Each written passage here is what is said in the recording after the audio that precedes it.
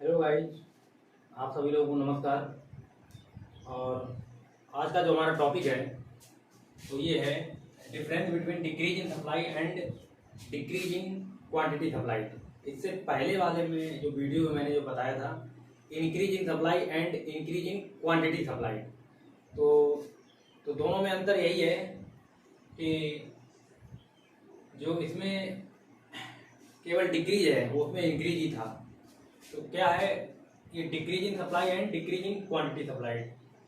तो जो मैंने बताया था इंक्रीज इन सप्लाई और डिक्रीज इन सप्लाई जो होता है वो हमारा शिफ्ट इन सप्लाई कर्व के द्वारा होता है, और जो increase in quantity supplied and decrease in quantity supplied जो होता है वो मूवमेंट अलोंग सप्लाई कर्व, ये उसके थ्रू जाते हैं। ठीक है, पहली बात। दूसरी बात ये है कि इसमें जो अंतर दिया गया है it is shift of supply curve, it is movement along A supply curve. ठीक है, पूर्ति में कमी हो रही है और यहाँ पर पूर्ति की मात्रा में कमी हो रही है। तो जो पूर्ति में जो कमी हो रही है यहाँ पर अदर जो फैक्टर हैं वो क्या होते हैं, फेवरेट वो मतलब चेंज होते रहते हैं। और यहाँ पर अदर फैक्टर क्या होते हैं, कांस्टेंट होते हैं, केवल प्राइस में परिवर्तन होता है।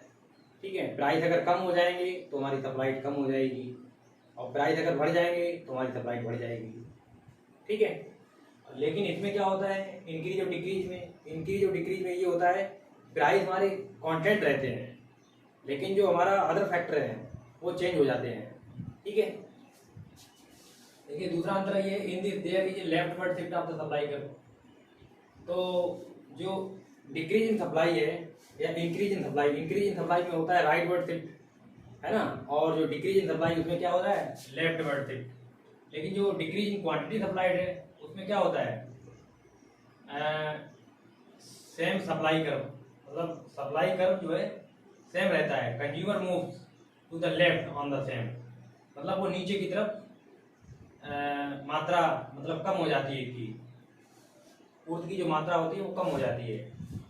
इसके बाद में इट इज ड्यू टू, ये कुछ और कारण दिए गए, एब्सोल्यूट टेक्नोलॉजी, ये पुरानी जो तकनीकी है उसको द्वारा अपनाते हैं, है ना, इसलिए पूर्ति में कमी होती है। दूसरा ये राइज इन कॉस्ट, उत्पादन जो क्या बोलते हैं लागत में वृद्धि भी हो जाती है। और तीसरा है rise in the price of related goods, जो रिलेटेड जो गुड्स होती है उसकी जो कीमत होती है वो क्या होती है बढ़ जाती है। लेकिन इसमें क्या होता है, इसमें जो it is due to fall in the price of the good, इसमें डायरेक्ट जो हमारी कीमत होती है वो कम हो जाती है बस। और जो हमारे अदर फैक्टर होते हैं उसमें कोई परिवर्तन नहीं होता है, किसमें डिक्रीज इन क्वांटिटी सप्लाइड में। ठीक है, इसके बाद में क्या है 4 number, it is defined as the fall in supply at the same price. Price हमने कहा है इसमें इंक्रीज और डिक्रीज में हमारे प्राइस कांस्टेंट रहते हैं, तो वही इसमें बता रहा है प्राइस सेम प्राइस है लेकिन जो इसका सप्लाई है वो क्या हो गया डिक्रीज हुआ है। और जो it is defined as the fall in supply at the lower price, मैंने ये कहा है कि इसमें कीमत में जो परिवर्तन होता है, कीमत घट जाती है बढ़ जाती है। कीमत अगर घट जाती है तो डिक्रीज इन क्वांटिटी सप्लाइड हो जाता है, कीमत अगर बढ़ जाती है तो इंक्रीज इन क्वांटिटी सप्लाइड हो जाता है। ठीक है, अब हम इसको ग्राफिकल रिप्रेजेंट के माध्यम से हम देखते हैं इसको। ये पी एक्स है यानी कि जो प्राइस है ये, और ये क्या है सप्लाई है, क्वांटिटी है। तो देखिए जब हमारी कीमत ये प्राइस ये थी, है ना, तो हमारी क्वांटिटी कितनी हो रही थी, ये हो रही थी। लेकिन जब वहाँ पर जो कि पूर्ति सप्लाई में जब कमी होती है, सप्लाई में कमी मैंने बताया है जो अदर फैक्टर चेंज हो जाते हैं, है ना, चाहे टेक्नोलॉजी हो, चाहे गवर्नमेंट पॉलिसी हो, चाहे नंबर ऑफ फर्म हो, चाहे प्राइस ऑफ रिलेटेड गुड्स हो, जिनके कारण पूर्ति में कमी हो जाती है। पूर्ति में कमी भी हो जाती है बढ़ भी जाती है, लेकिन यहाँ पर कमी के बता रहे हैं हमें, ये डिक्रीज इन सप्लाई।